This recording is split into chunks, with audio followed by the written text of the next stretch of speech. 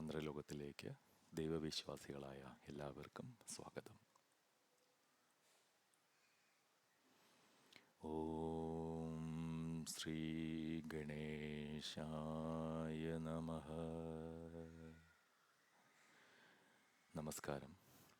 ഇന്നത്തെ ഈ വീഡിയോയിൽ നമുക്ക് സംസാരിക്കേണ്ടത് വിഷ്ണുപ്രിയനായ, വിജയം നൽകുന്ന, എല്ലായിടത്തും വാഴുന്ന ഭഗവാനായ ഗണപതിയെക്കുറിച്ചാണ്. അദ്ദേഹത്തിൻ്റെ മന്ത്രങ്ങൾ എങ്ങനെ നമ്മുടെ ജീവിതത്തിൽ മാറ്റം കൊണ്ടുവരുന്നു എന്നതിനെക്കുറിച്ചും നമുക്ക് സംസാരിക്കാം.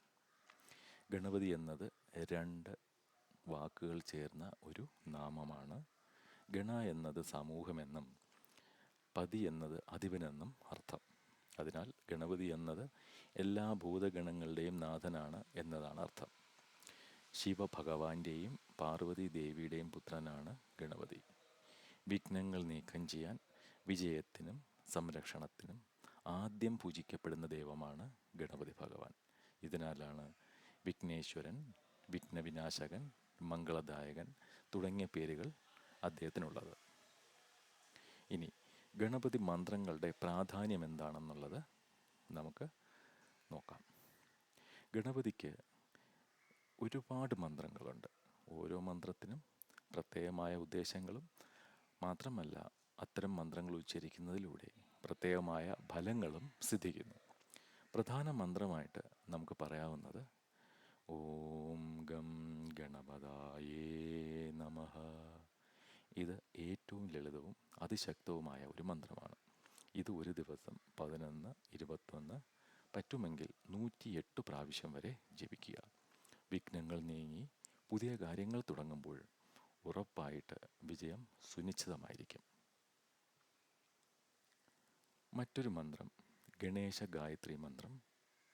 അതിങ്ങനെയാണ്: ഏകദന്തായ വിദ്മഹി വക്രതുണ്ഡായ ധീമഹി തന്നോ ദന്തി പ്രചോദയാത്.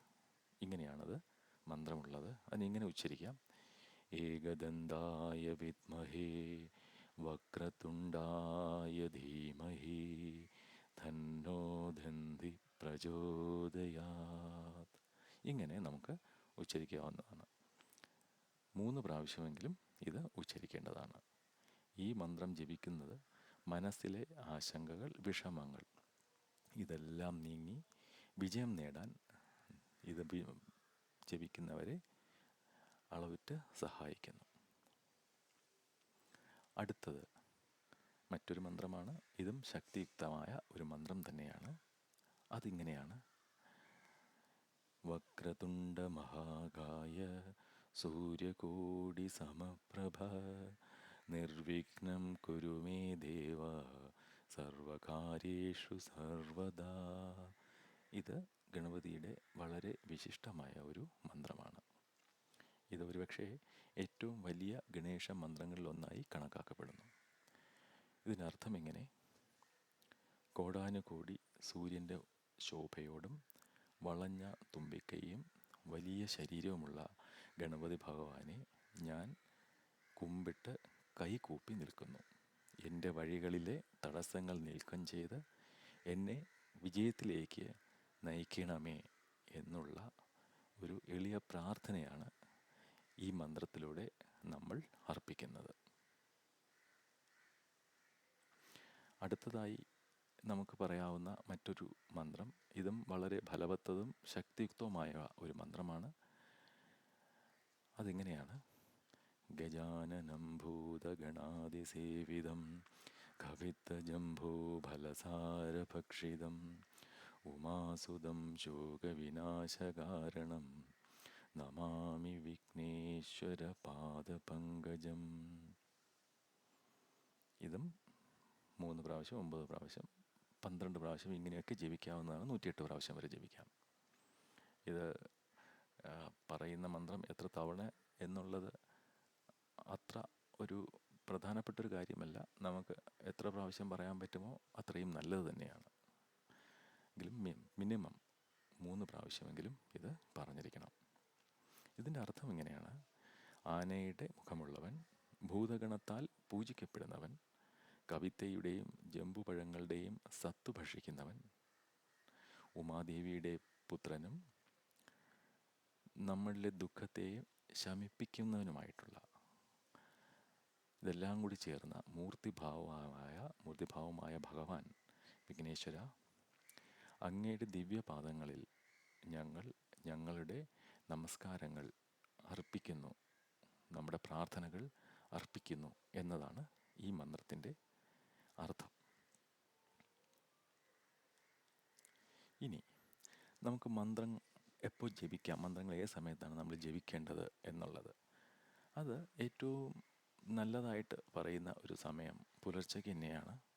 രാവിലെ ഉണർന്ന് ശുദ്ധതയോടെ, ശുദ്ധത എന്ന് പറഞ്ഞാൽ മനസ്സിൻ്റെ ശുദ്ധതയും കൂടി അതിനകത്ത് വരും. ശരീരം ശുദ്ധമാക്കുന്നതോടൊപ്പം തന്നെ മനസ്സും പൂർണ്ണമായും, മനസ്സിലുള്ളിലുള്ള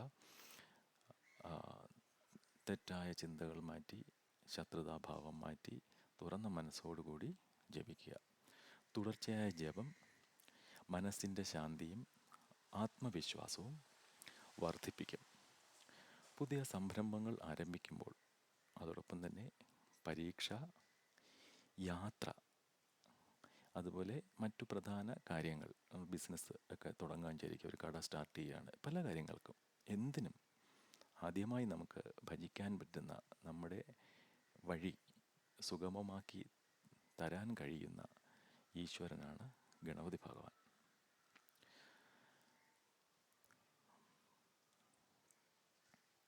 ശുദ്ധമായ മനസ്സോടുകൂടി വേണം ഇത് ചെയ്യാൻ, അത് പറഞ്ഞു.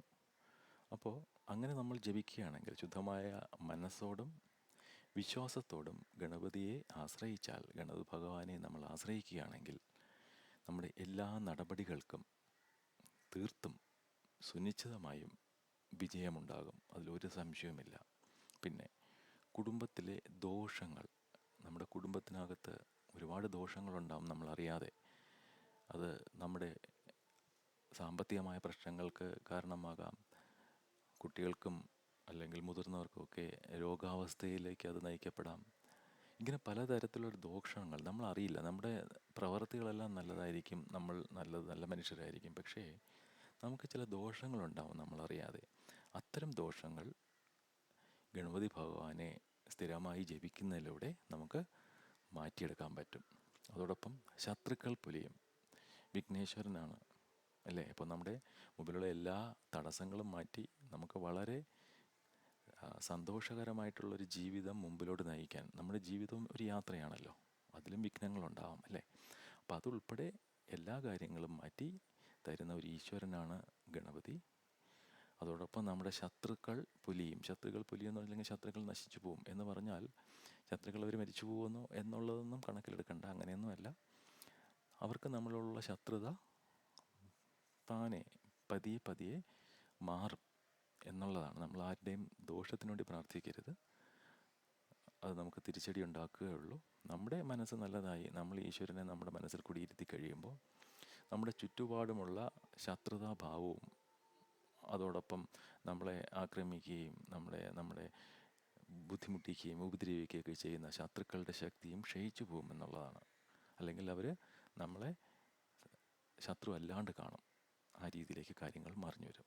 പിന്നെ ധനം, നമുക്ക് സാമ്പത്തിക പ്രശ്നങ്ങളുണ്ടാകും. അത്തരം കാര്യങ്ങളിലുള്ളവർക്ക് ധനം,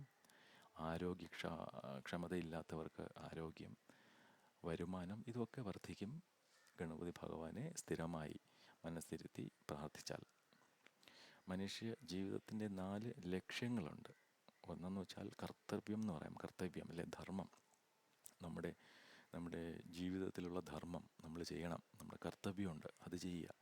സമ്പത്ത് നമുക്ക് വേണം, അർത്ഥം എന്ന് പറയാം, അല്ലെങ്കിൽ സുഖം, കാമം അല്ലേ, പിന്നെ മോക്ഷം. ഇവയുടെയൊക്കെ പൂർത്തീകരണത്തിനായി ഗണേശൻ നമ്മുടെ സുഹൃത്തും അതോടൊപ്പം തന്നെ ഉപകാരിയുമായി ഭവിക്കും. അദ്ദേഹത്തിൻ്റെ അനുഗ്രഹം നമുക്ക് എപ്പോഴും ഉണ്ടാവും. ഗൃഹസ്ഥരെയും സന്യാസിമാരെയും അവരുടെ ലക്ഷ്യങ്ങൾ സാക്ഷാത്കരിക്കാൻ ഗണപതി ഭഗവാൻ സഹായിക്കുന്നുണ്ട്. പ്രപഞ്ചനാഥനായ ഈശ്വരനാണ് ഗണപതി ഭഗവാൻ, അതിലൊരു സംശയവും വേണ്ട. അവസാനം നമുക്കെല്ലാവർക്കും അഭിമാനത്തോടെ ഭക്തിയോടെ പറയാൻ പറ്റുന്നതാണ് എന്താണ്? വിഘ്നങ്ങൾക്കല്ല, വിജയത്തിന് വേണ്ടിയുള്ളതാണ് നമ്മുടെ ജന്മം. അപ്പം അതിനുവേണ്ടി നമ്മൾ ആരെയാണ് പ്രാർത്ഥിക്കേണ്ടത്? ഗണപതി ഭഗവാനെ തന്നെയാണ്. ഗണപതി മഹത്വം പങ്കുവയ്ക്കുന്ന ഈ ഒരു ചെറിയ വീഡിയോ ഇതിൻ്റെ ഒരു ശ്രമം മാത്രമാണ്. ഇത് വളരെ പോസിറ്റീവായിട്ട് നിങ്ങൾക്ക് തോന്നിയിട്ടുണ്ടെങ്കിൽ അതിൻ്റെ ഭാഗ്യമെന്ന് ഞാൻ കരുതുന്നു. അതല്പമെങ്കിലും നിങ്ങളെ പ്രചോദിപ്പിച്ചിട്ടുണ്ടാകുമെന്നാണ് എൻ്റെ വിശ്വാസം. വിശ്വാസത്തോടെ ജപിക്കൂ. വിജയകരമായ ജീവിതം തീർച്ചയായും നിങ്ങൾക്ക് കിട്ടുന്നതായിരിക്കും. കൂടുതൽ